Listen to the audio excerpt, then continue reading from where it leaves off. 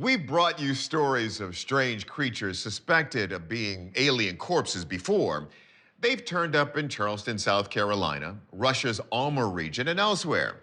So when we saw evidence of another mysterious case, this time from down under, we felt it was our duty to investigate. March 2nd, 2022. It's morning in the suburb of Marrickville, just outside Sydney, Australia. After days of intense rainstorms, a jogger is enjoying a break in the weather to take a run when something unusual on the ground suddenly catches his eye. It appears to be an oval-shaped creature, perhaps 2 inches long. Take a closer look. Is that an eye and a tail? Whatever it is, it not only surprised the jogger, but researcher Ken Gerhardt as well.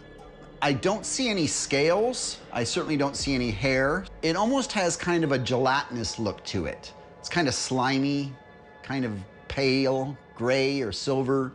In fact, as far-fetched as it seems, the gray nature and fetal form of this creature has some on social media theorizing this could be the remains of a developing alien life form.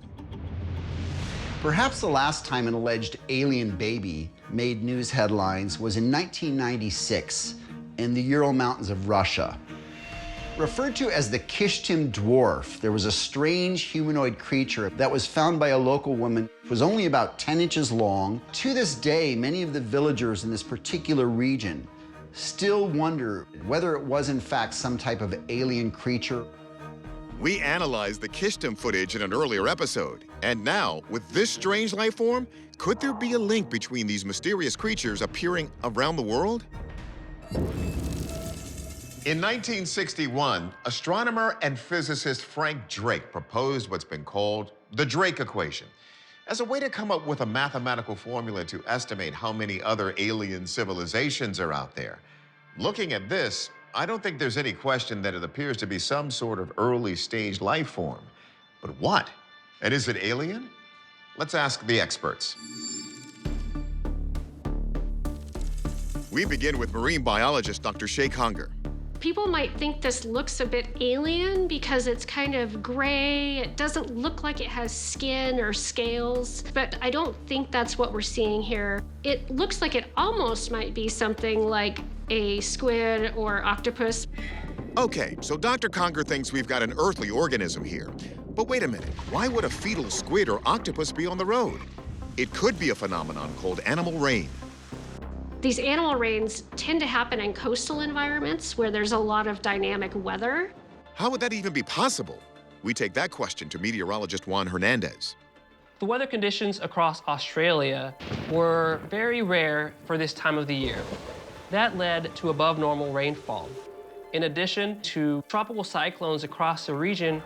Hernandez explains that the severe weather could have led to a cyclone effect known as a waterspout.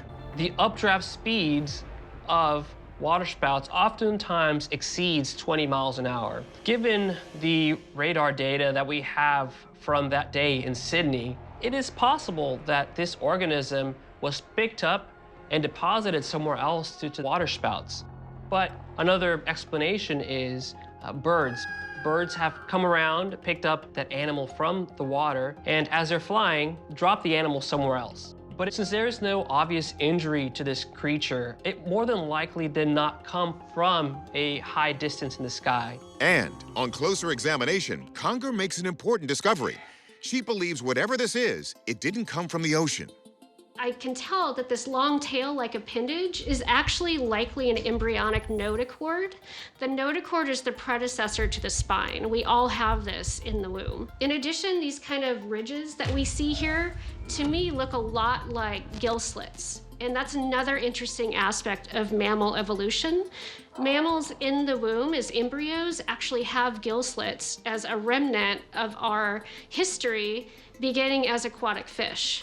So I think this is actually a terrestrial organism. It's just at a very early stage of development. If I had to guess, I would say this is probably a marsupial embryo, maybe something like a possum, especially because this is in Australia, which really is the land of marsupials. Marsupials don't develop fully in the womb. At some point, they actually migrate from the womb to the maternal pouch of the mother and continue development there.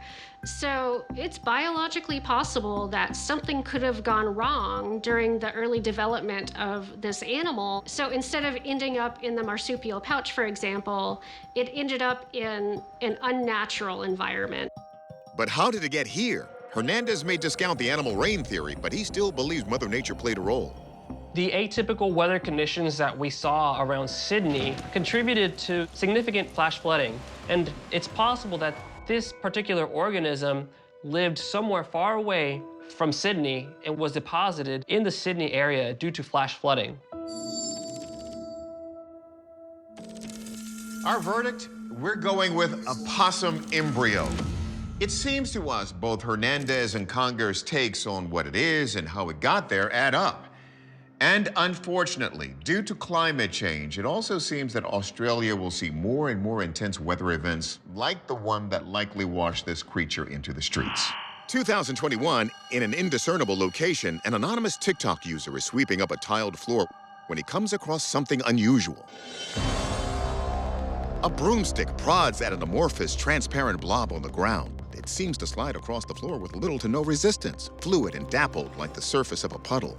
It's pretty weird. I mean, anybody finding something like this in their kitchen would be pretty freaked out. Field researcher Ken Gerhardt points out there might be truth behind the famous blob so ingrained in pop culture.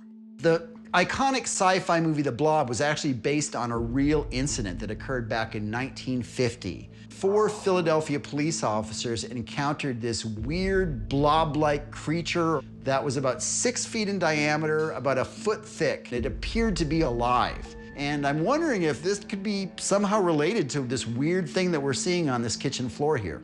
Or perhaps this strange anomaly is another, more mythical substance. Star jelly is a clear gelatinous goo that has been found on grass and plants. And according to some mythology, it's deposited on Earth following meteor showers. Typically, this star jelly substance just disintegrates and leaves behind no trace or residue. Even if this gooey figure is in no way related to star jelly, Gerhardt still thinks we might be looking at something extraterrestrial in nature. Some alien theorists think that if we do find life elsewhere in the universe, it would not have evolved on our planet, so it might not even be carbon-based like we are. It could be made out of silicon or some other substance. There's a strong chance that it's gonna look more like this, as opposed to anything that we know of from the fossil record. Some scientists believe the first aliens we encounter will be simpler life forms or microorganisms. That's because of the discovery of some bacteria here on Earth that can survive in acidic lakes or boiling hot springs like this one in Yellowstone Park. These so-called extremophile organisms might be found on planets with harsher environments than Earth, but was one found on this kitchen floor? Let's ask the experts. First, video analyst Mick West examines whether this footage could have been faked. If we zoom in on bits of this, we can see there's these kind of ridges in the object. And when it goes over lines like it does here, you can see it's actually refracting the light and causing these lines to break up. And we see it interacting with the environment. Like right here, we see it go up against these pipes. There's a little wave where it goes over the pipes. I think that this is actually a real object that we're looking at. Next, West points out that the substance star jelly may be less mythical than it seems. One of the explanations for star jelly is that it's animals vomiting frog spawn. They eat the jelly with the frog eggs in it, they partially digest it, and then they throw it up again.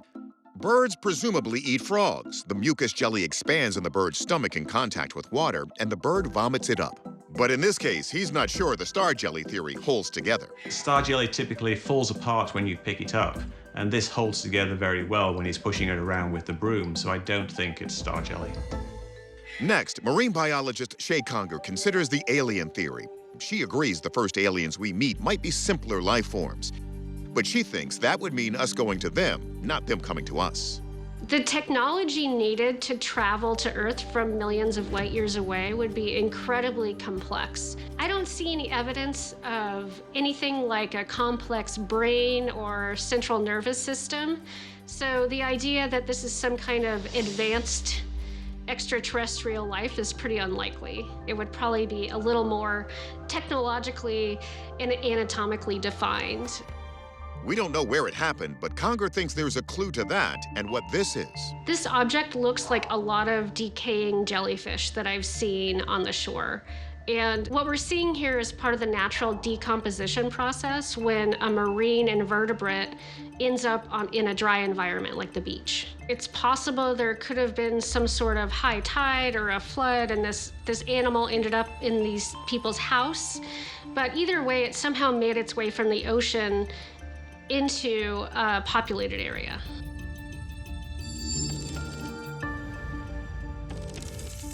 Our verdict? This is a jellyfish, a dead one who's in the process of decomposing. How it made its way to this person's kitchen is anyone's guess. It's March 21st, 2022, Maroochydore Beach, 60 miles outside of Brisbane, Australia. Alex Tan is strolling along the coast when he stumbles across something unusual.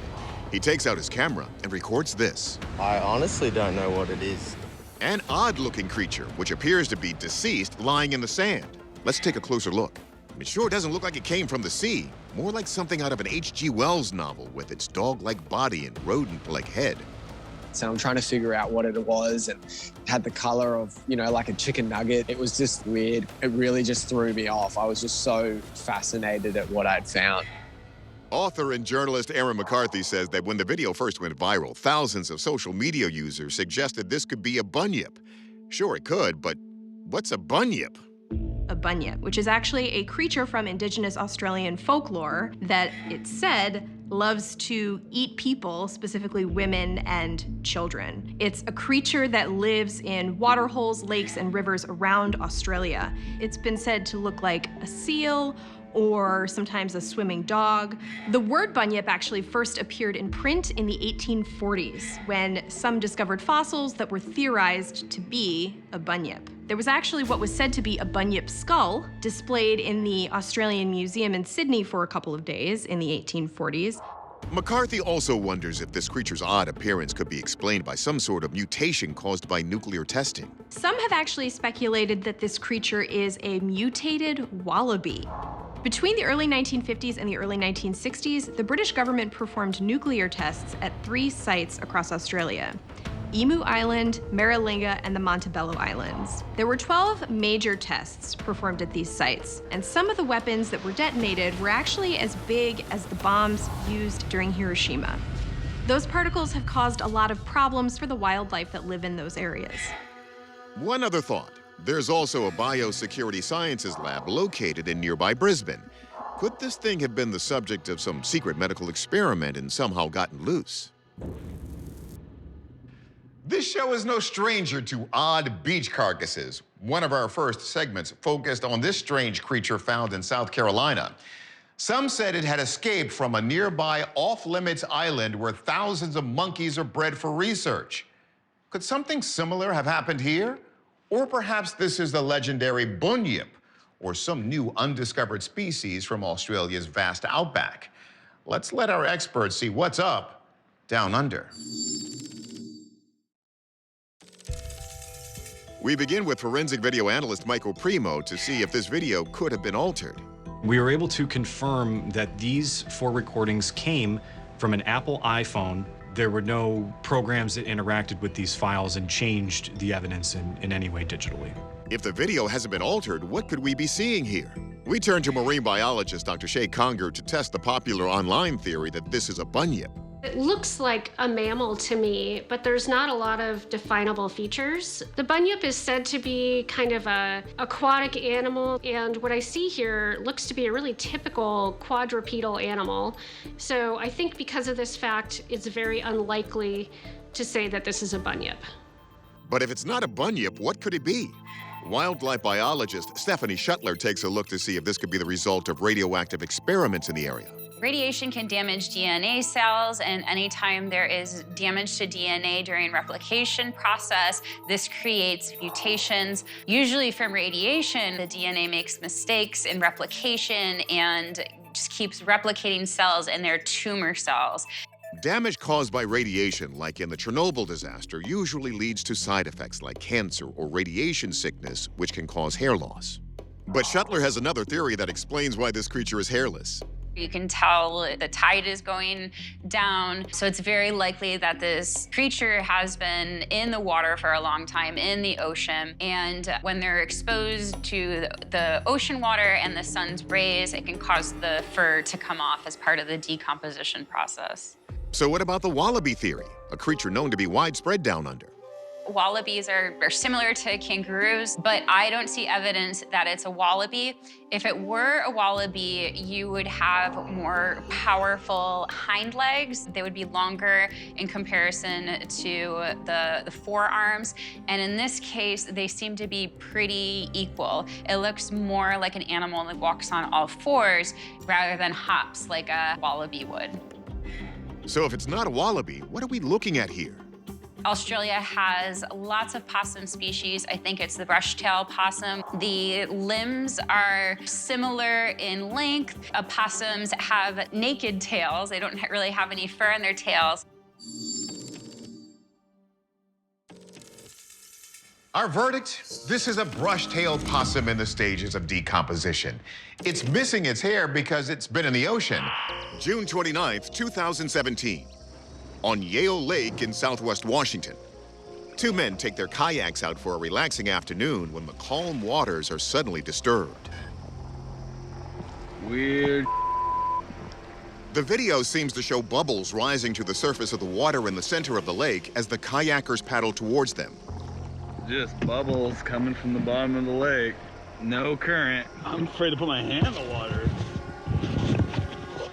One kayaker dips his camera below the waterline, and we see debris and thousands of bubbles swirling. Weird though, dude. The bubbling is so intense, the other kayaker panics and paddles off. Go, go, go! Then an ominous burst of murky brown water erupts as hundreds of leaves are belched up to the surface. What the f? What the f just happened? Something just happened that we caught on camera. Dude, it stinks. Field researcher and author Ken Gerhard tries to help us understand what we're seeing in the video. My first thoughts are, is there something alive beneath the water that's creating these bubbles and this disturbance in the water? Yale Lake is connected to the Columbia River, which has been said to be home to this massive creature called colossal clod. Sightings date back to the early 1930s.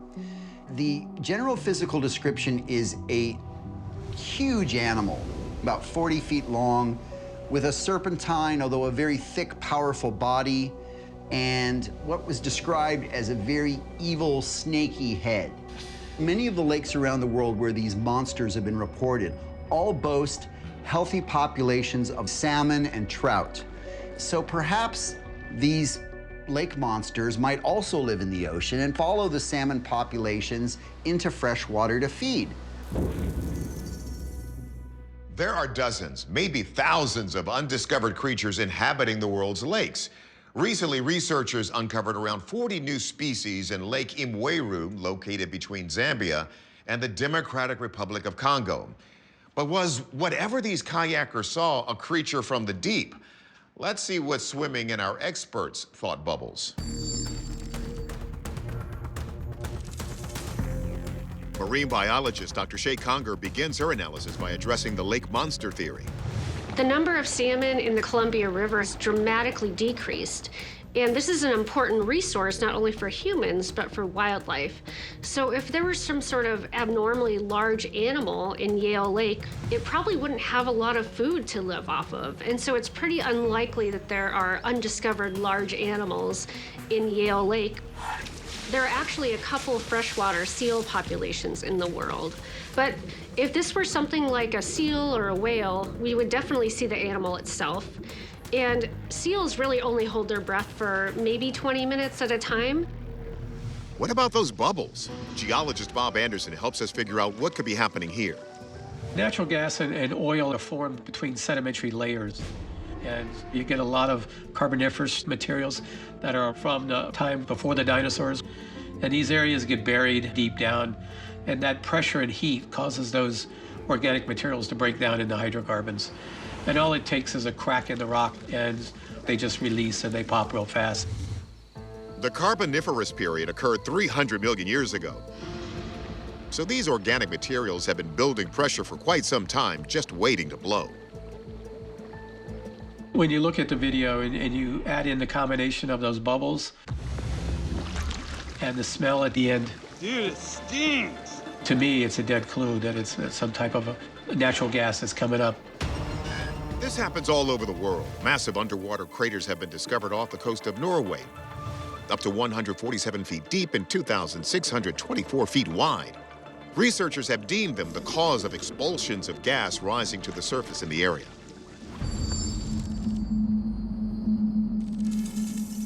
Our verdict? Natural gas. The smell was the clincher. The kayaker complained about the horrible aroma, which is a common attribute of methane gas when it mixes with hydrogen sulfide, causing a rotten egg odor. While the men didn't come across colossal Claude, they did still stumble upon a remarkable piece of natural history. Imagine hearing a deafening noise outside your house, and when you go to investigate the cause, you find something even more frightening. One Russian man claims he experienced exactly that. But what exactly did he find? Take a look. It's 2011 in a small village in Russia. A local farmer reports that his home is shaken by a large explosion nearby. While looking for the source, the farmer stumbles upon this. Some remains that look nothing like the usual local wildlife. Take a good look. The creature has a strange head and an even stranger torso and limbs. And the state it's in is even more puzzling. It appears petrified. The way this finding is displayed in the video is also quite intriguing. What's very interesting to me is that they're drying some corn at the same time. And I wouldn't think you'd want to put something alien next to a food resource. According to the source who gave us this video, the cause of the explosion was never found. But residents of the town were more frightened by what this creature could portend for their village. Journalist Erin McCarthy says local legends could explain why. In Slavic folklore, there's Baba Yaga, a witch who lives in the woods in a shack that has chicken legs and chicken feet. She also steals and eats children. Baba Yaga has become the equivalent to the boogeyman for kids in this region. Some locals may have believed this creature was her handiwork, but McCarthy says there could be another slightly less creepy explanation. Permafrost is melting in Russia, and with that melting, all kinds of extinct creatures are popping up, like mammoths and rhinos. So potentially, this creature is something that's extinct that we just don't know about yet.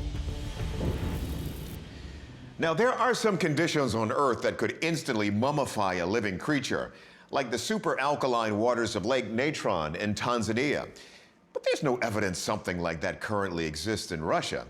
So before we determine if this video shows an undiscovered dinosaur or even a child-eating witch, our experts will dig deeper. First, video forensic analyst Mick West examines whether this specimen could be some kind of hoax. I think the only way you could have done that is to have modeled it from life, and that means that you actually had the real thing to start off with. So I think the simplest explanation here is that what we're seeing is what we're getting. This is in fact a dead animal that has been partially or fully mummified. If this is indeed some kind of animal, what kind of animal? Just in terms of the morphology, something about its face looks quite bird-like to me. It looks like it could have part of the beak that had formed off or not been preserved in this mummification process, but it's got a really big eye socket. Birds tend to have quite small eyes, so for me that would kind of rule out a bird. That X's out it being one of Baba Yaga's chickens. Biologist Floyd Hayes is thinking mammal. Okay, right here it looks like there may be some teeth in the jaws. To me, the skull looks much more like a mammal.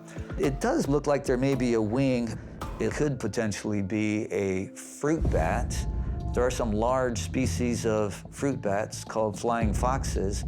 Furman sees some merit in the bat theory. They also do have that similar large nose that we can see in this fossil. In terms of their skeleton, they do have a long neck as well. And going right to the end of what looks like it could have been wings, they have what looks like it was a claw or a hand of some sort. So it kind of looks like a large fruit bat. But here's the problem. They don't live up in Russia, though. They're more characteristic of the tropical islands in the western Pacific Ocean and Indian Ocean and in southeastern Asia. Floyd says until this family comes forward with the specimen, we can't be certain what it is. The process of mummification could take a long period of time. It's possible that this is an extinct species of animal that formerly lived in Russia that is no longer there today. So I know we're going out on a limb here, but for now, we're going to say this is an unidentified extinct animal. Of course, it would take proper scientific examination to know for sure, but with the Arctic warming 2 times faster than the global average, we may see more strange creatures thawing out from the permafrost soon. May 25th, 2020, Sudbrook, Wales. It's low tide on Black Rock Beach, and 2 net fishermen, Martin and Richard Morgan, are wandering after some unusual weekend storms. All of a sudden, they discover something they believe to be of great importance. Martin pulls out his camera and records this. We've spotted this poking out of the sand. Pull it out, Rich. See what it is. Richard begins to gently dig the object from the earth. Bone, yeah, definitely bone. I'll loose it up, Rich. Suspense is killing me. Look at the size of this. It's a bloody mammoth tusk. I've never in my life seen anything like that. That's thousands of years old. Mythology is filled with tales of horned creatures, from the Greek Minotaur to the Japanese Oni. But field researcher Ken Gerhardt points to one that is specific to this region.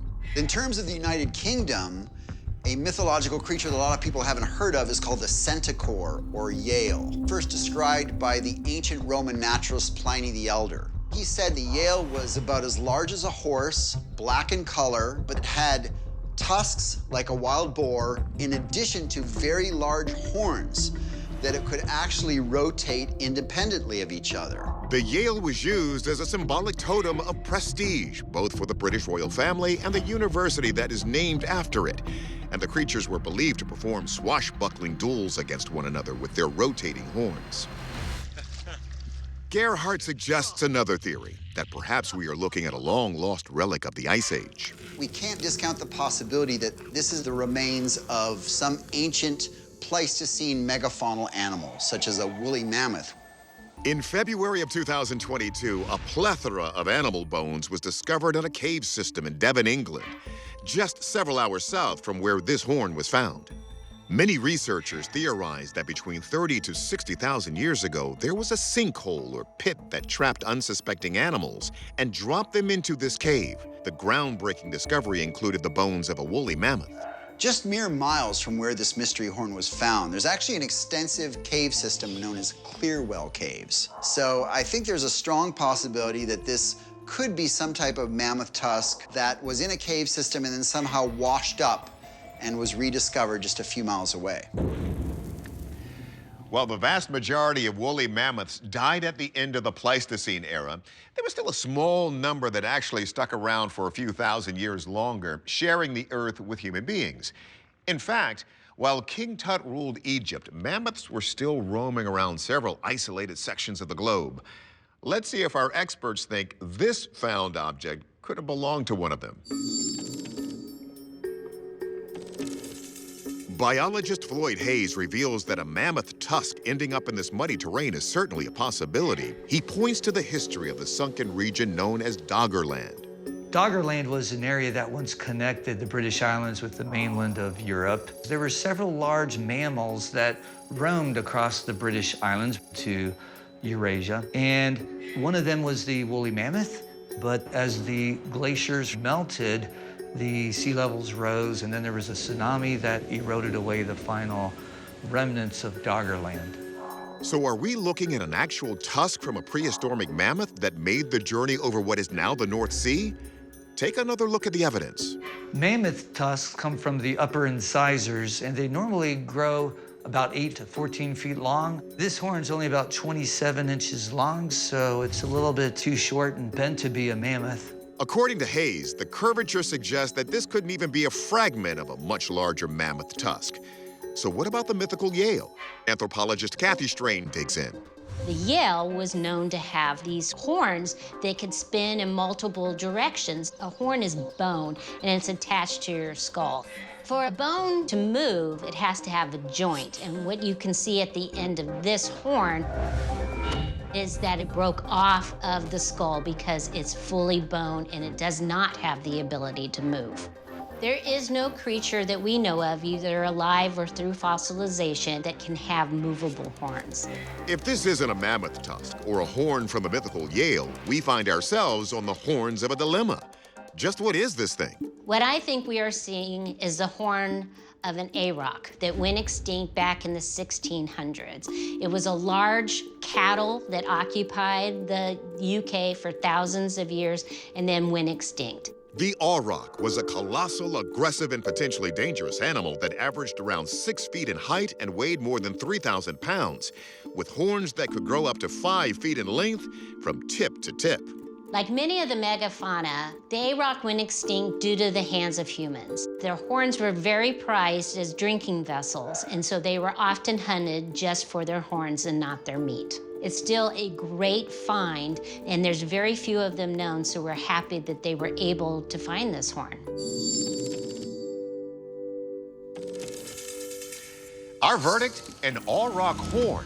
The size and location are what nailed it.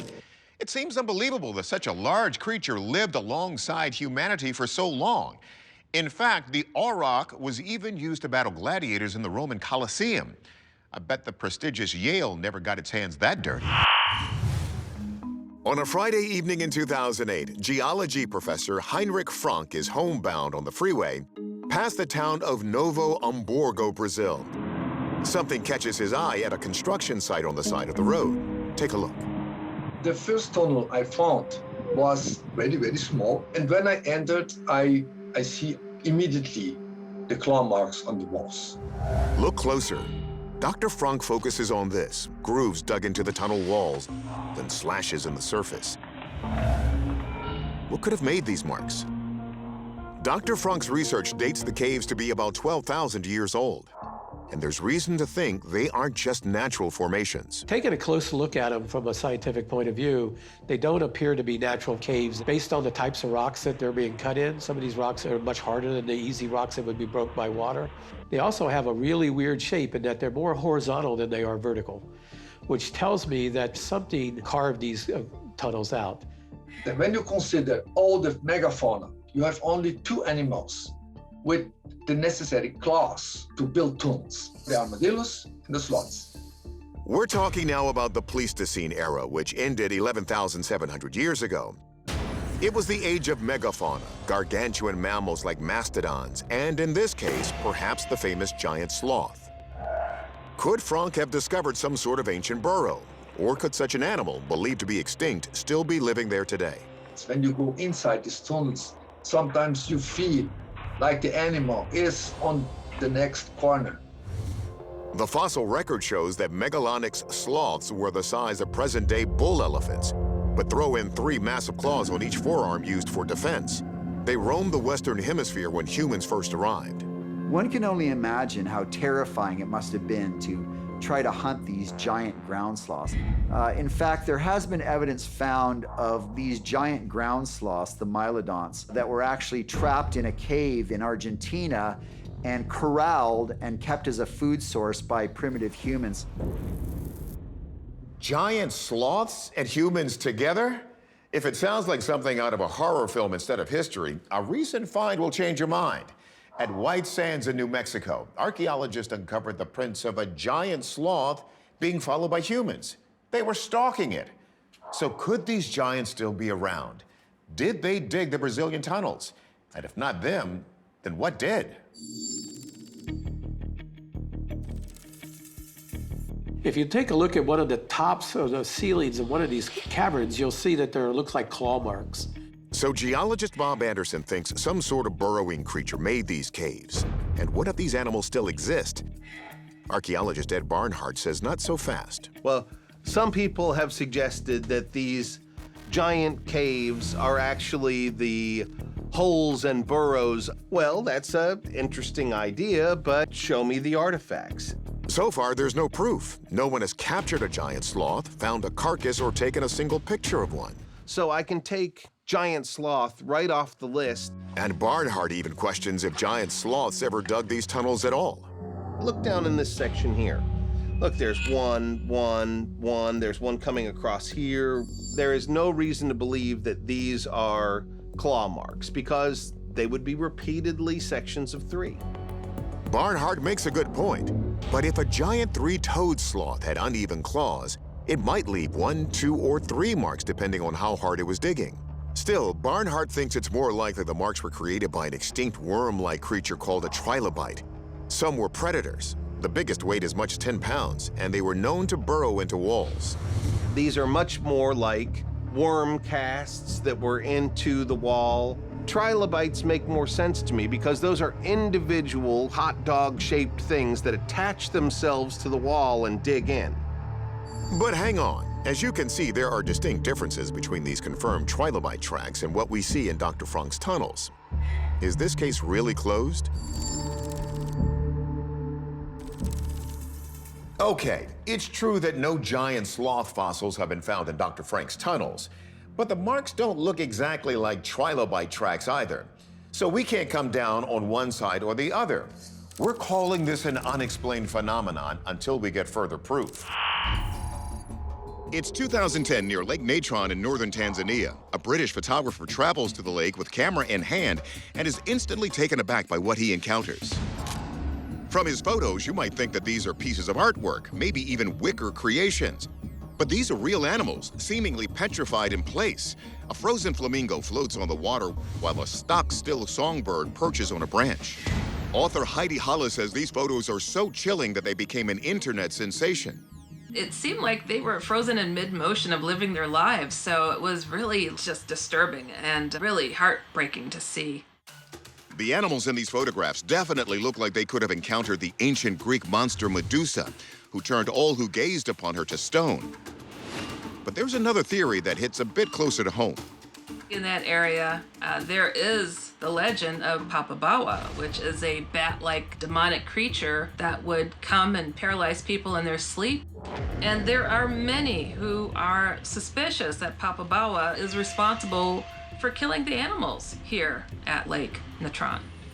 There's also a more natural theory about what brought these animals down. Some say the red color of the lake seen in some footage is evidence of toxic algae that is killing the creatures. What's most curious about Lake Natron is that it doesn't appear to be deadly to all animals. In fact, 75% of the world's population of lesser flamingos live in its lagoon. So who or what happened to these unlucky animals that seemingly froze them in place? Could it be the legendary Popobawa after all? We turn to our experts to investigate. Science writer Amy Title considers the famous legend of Popobawa. According to legend, Popobawa only attack humans with the goal of inspiring fear spreading throughout humanity. So for this demon to hypothetically attack an animal is not how this myth goes. So let's rule out these mythological beings. Could there be a real-life predator that's causing these animals to freeze at the moment of death? Wildlife biologist Dr. Stephanie Schuttler looks into this theory. There are animals that can essentially freeze their prey by paralyzing them. Snakes do this with venom. It breaks down different parts of the prey's body and they can't move. And there's the brown recluse spider. When it bites you, it breaks down tissue. But spiders and snakes, they consume the prey that they kill. So it's really strange that we see the bodies of these animals largely intact. So if it's not a predator, could toxic red algae have killed these creatures? Biologist Dr. Floyd Hayes investigates. Red tides occur in areas that are rich in nutrients. They're caused by dinoflagellate algae, which produce toxins and can kill organisms, but organisms killed during red tides are not preserved like this. In fact, they quickly disintegrate. Yet NASA geologist Dr. Bob Anderson thinks the algal blooms may provide a clue. This is a lake that's associated with volcanism. When you have these nearby volcanoes, a lot of times they have these toxic type of gases in there. These algae are feeding off of the nutrients that are coming from the volcano. So toxins from volcanic gases or algal blooms may be what's causing these deaths. But then why aren't the animal remains decomposing? There are a number of lakes that have high concentrations of natron in them that have formed when large amounts of volcanic ash cover the lake, and as the water evaporates, the sodium bicarbonate becomes concentrated. The lake is extremely alkaline. It has a pH of about 9 to 10.5. And Anderson says it's this high alkalinity that solves the mystery. This animal looks like he's been exposed to this alkaline type of area. Somehow they get covered up quickly from the water. They're in the muds, and these muds are also very alkaline. And so they actually act as a coating, and they mummified the thing. Anderson says what the animal's body goes through is also similar to petrification, which turns organic material into fossils. What happens in this process is that water goes through, and as water is carrying minerals, they take out an organic mineral and replace it with a mineral like quartz or something that's very hard.